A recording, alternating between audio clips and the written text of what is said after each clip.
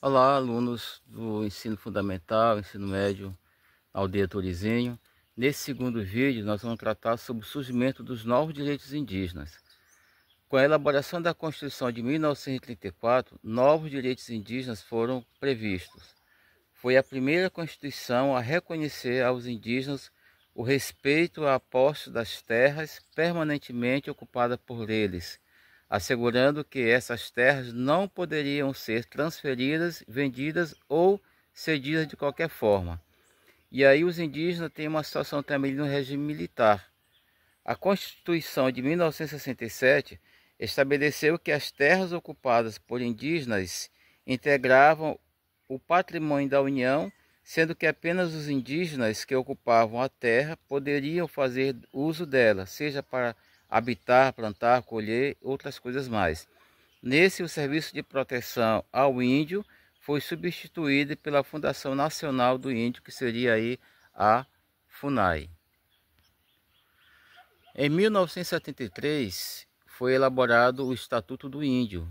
Esse estatuto representa o maior avanço nos direitos indígenas até então. O Estatuto foi a primeira lei a defender, logo em seu artigo 1º, a preservação da cultura das comunidades indígenas.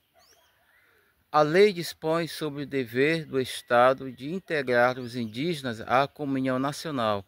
Tal política de integração era conflitante com o total respeito a particularidades de interesse a essa população. Isso seria em relação aos direitos e os deveres ali instituídos nesse estatuto. Aí a importância da redemocratização do país vai melhorar um pouco essa questão da vivência dos nossos indígenas. Foi somente com a redemocratização do país que o respeito à autonomia dos povos indígenas foi reconhecido legalmente. Esse respeito veio com a promulgação da Constituição Federal de 1988, que trouxe uma série de inovações ao tratamento de questões relacionadas aos nossos povos indígenas em nosso país. Os direitos indígenas e a Constituição Federal de 1888 já vai mudar um pouco, porque aí nós passamos a ter mais direitos constituídos. Essa foi a primeira Constituição Federal a dedicar um capítulo específico, seria o capítulo 8º, à proteção dos direitos indígenas. E aí nós temos a inovação jurídica na Constituição.